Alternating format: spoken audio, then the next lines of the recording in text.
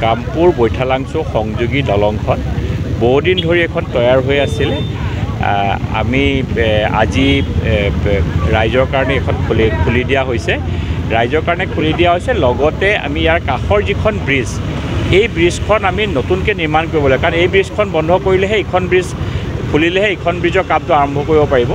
ইখন ব্ৰিজৰ গোটেই বিউটিফিকেশ্যনটো কৰি আৰু এখন ব্ৰিজ আমাৰ যিখন উৰণীয়া সেতু যিখন কামপুৰ বৈঠালাংচু সংযোগী এখন ৰেলৱে উৰণীয়া সেতু বনাইছে সেইখনৰ কাম প্ৰায় সম্পূৰ্ণ পৰ্যায়ত আছে ফেব্ৰুৱাৰীৰ দ্বিতীয় সপ্তাহত দুইখন ব্ৰিজে ৰেডি হৈ যাব আমি অসমৰ মুখ্যমন্ত্ৰী ডাঙৰীয়ালৈ নিমন্ত্ৰণ জনাম তেখেত আহিলে দুইখন ব্ৰিজ আৰু যিখন ব্ৰিজ এতিয়া আমি ৰাইজৰ পদপথৰ কাৰণে আমি ৰাখিছোঁ পুৰণা ব্ৰিজখন সেইখন ব্ৰিজৰ লগত মুখ্যমন্ত্ৰী ডাঙৰীয়াৰ এটা বহুত পুৰণা এটা স্মৃতি আছে ককা দেউতা নাতি আৰু হাতী যিখন চিনেমা আছিল সেই চিনেমাখনৰ শ্বুটিং কৰোঁতে এই ব্ৰিজখনৰ ওপৰতে শ্বুটিং কৰিছিলে মুখ্যমন্ত্ৰী ডাঙৰীয়া হাতীৰ ওপৰত উঠি আছিলে মই ভাবোঁ এইটো এটা তেখেতৰ স্মৃতিত আমি ফেব্ৰুৱাৰী মাহত যিকোনো এটা ডেট মুখ্যমন্ত্ৰী ডাঙৰীয়াৰ পৰা লৈ এই ব্ৰিজখনৰ নৱনিৰ্মিত ব্ৰিজখনৰ আৰু পুৰণা ব্ৰিজখনৰ যিটো আমি নতুনকৈ আমি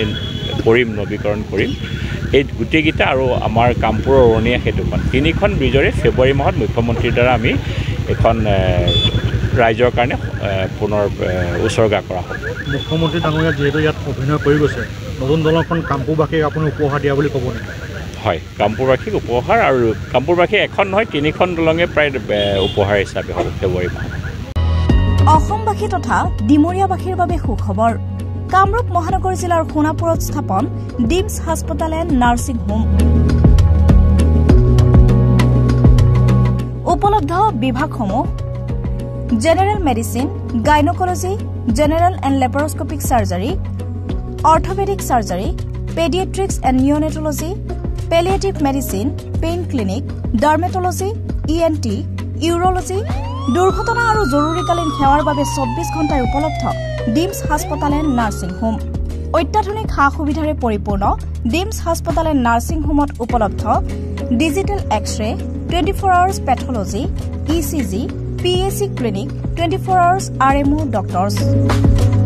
ঠিকনা বৰঘাট সোণাপুৰ কামৰূপ মহানগৰ জিলা যোগাযোগৰ নম্বৰ 8009040080